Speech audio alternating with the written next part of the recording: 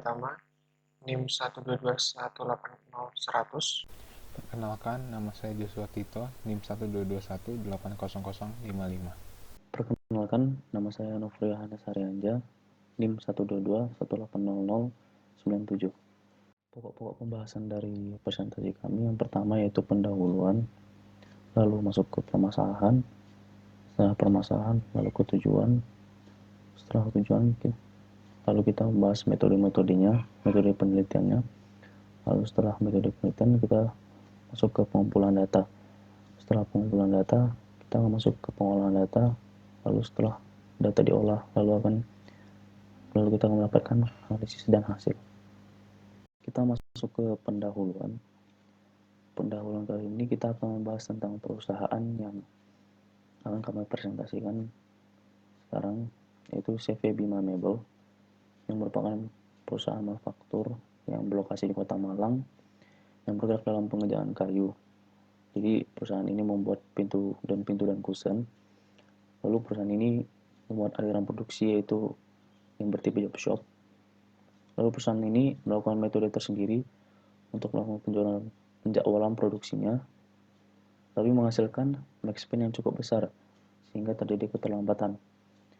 Maka dari itu diperlukan usulan penjadwalan produksi baru dengan metode baru, yaitu metode yang digunakan metode non-delay.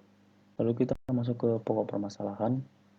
Di perusahaan ini mempunyai masalah keterlambatan proses produksi yang tidak memenuhi target, bahkan melebihi target yang ditentukan oleh perusahaan dikarenakan max spend yang besar yang dihasilkan dari jadwal produksi yang besar juga.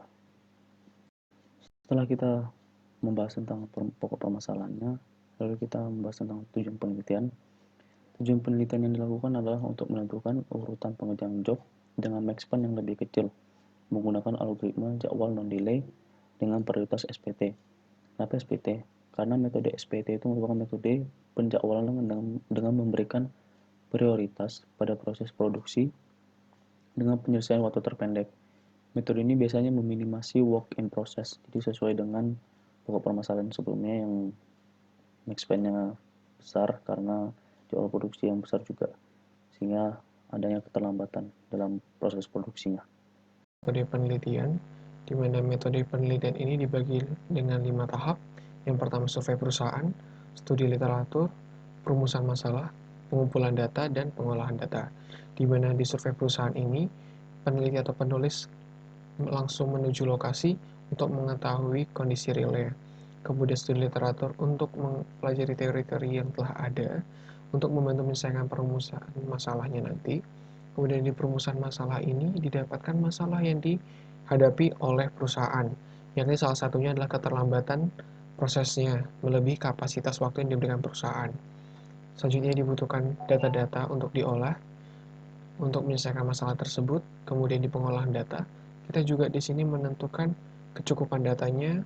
Kemudian kita di sini kita uji juga keseragaman datanya, dan kita dapat dilanjutkan dengan pengolahan data menggunakan algoritma non-delay dan kita bandingkan dengan perusahaan sekarang. Nah, kenapa menggunakan algoritma non-delay? Karena diharapkan di sini untuk menyelesaikan keterlambatan, sehingga dengan menggunakan algoritma non-delay dapat meminimumkan max spend yang ada. Kemudian di sini pengumpulan data itu ada yang pertama data produk yang dipesan pada bulan Desember tahun 2014. Di sini ada daftar komponen urutan mesin yang dilewati juga sebanyak 19 job. Untuk di pengolahan data yang pertama kita akan menghitung total kebutuhan waktu tiap operasi, di mana itu dengan cara mengkalikan waktu baku dikalikan kebutuhan komponen dibagi dengan jumlah mesinnya. Waktu baku yang diperoleh untuk operasi pertama pada job 1 yaitu 3,68 menit, dikalikan kebutuhan komponennya 275 dibagi dengan jumlah mesinnya itu 2, sehingga didapatkan 830,75 menit atau setara dengan 8,85 jam. Sehingga tabel-tabel ini berisi dalam satuan jam.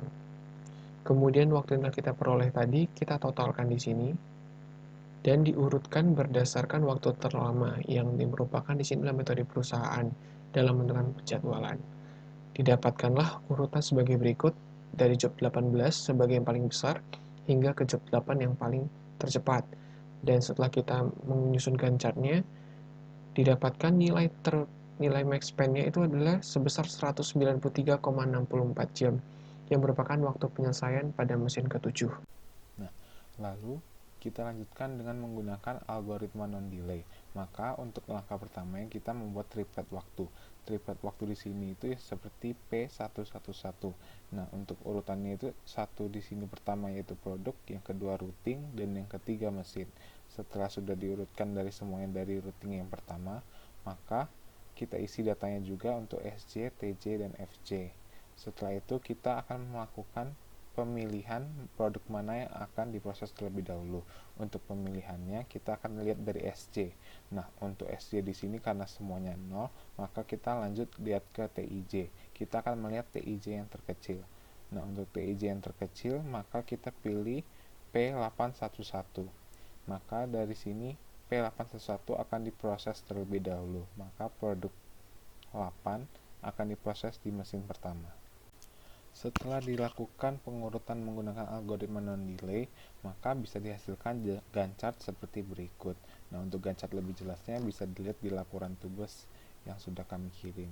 Nah, untuk rincian penyelesaiannya, M1 dengan waktu penyelesaian 48,1 jam, M2 dengan waktu penyelesaian 87,45, M3 dengan waktu 145,87, M4 dengan 149,45, M5 dengan 17,46, M6 dengan 161,77 jam, M7 dengan waktu 168,79, M8 dengan 52,43, dan M9 dengan 120,37 jam.